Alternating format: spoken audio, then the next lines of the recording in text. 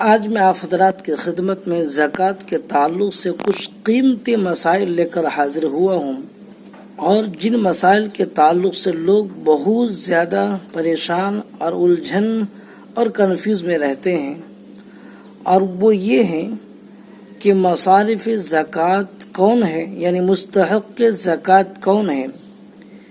لوگ الجھن میں رہتے ہیں کہ میں کس کو زکوٰۃ دوں، کس کو زکوٰۃ نہ دوں، کون زکوٰۃ کے مستحق ہے، کون زکوٰۃ کے مستحق نہیں ہے۔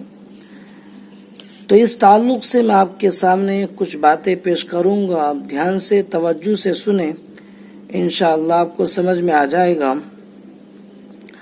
اللہ تبارک و تعالی نے مصارف زکوٰۃ یعنی مستحق زکوٰۃ 7 بیان فرمائے ہیں۔ نمبر 1، فقراء، یعنی جس کے پاس کچھ مال ہو، اتنا نہ ہو کہ وہ صاحب نصاب تک۔ نمبر 2، مسکین، جس کے پاس کچھ بھی مال نہ ہو۔ نمبر 3، عاملین، یعنی حکومت کے وہ کارندے جو زکوٰۃ اور عشر وغیرہ وصول کرنے کے لیے مقرر ہیں، ان کو زکوٰۃ دے۔ 4، رقاب، یعنی وہ غلام جو اپنی گردن کو آزاد کرانا چاہتے ہیں، ان کو بھی زکوٰۃ دے سکتے ہیں۔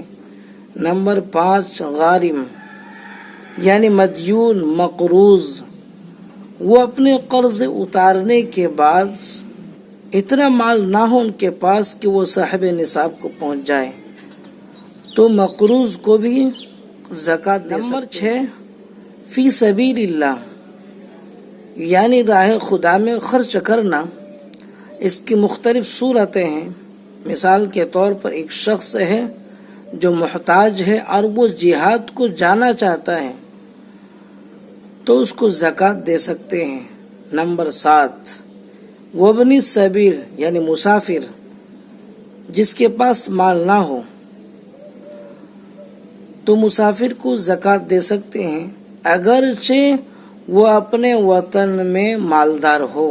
کل مصارف زکوٰۃ اللہ تبارک و تعالی نے 7 بیان فرمائے ہیں، لیکن اس کے ساتھ ساتھ میں آپ کے سامنے ایک قاعدہ پیش کرتا ہوں، اور قاعدہ سمجھنے کی وجہ سے آپ کے ذہن کے اندر جو کنفیوز اور جو پریشانی اور الجھن ہے وہ بالکل ختم ہو جائے گا۔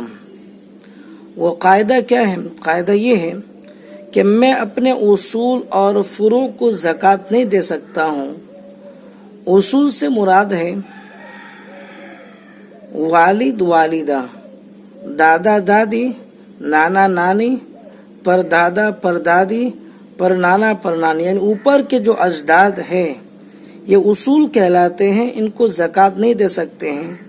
اسی طرح فروع، یعنی میرے بیٹے بیٹیاں، پوتے پوتیاں، نواسے نواسیاں، ان کی اولاد در اولاد، تو نیچے کی جو اولاد ہے ان کو فروع کہتے ہیں، تو ان کو بھی زکوٰۃ نہیں دے سکتے ہیں۔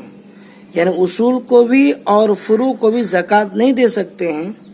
اس کے جو علاوہ ہیں، مثال کے طور پر خالہ ہے، پھوپھی ہے، سگے بھائی ہے، اسی طرح پھوپھا ہے، اگر یہ لوگ ضرورت مند ہو، صاحب نصاب کے مالک نہ ہو، تو ان کو زکوٰۃ دے سکتے ہیں۔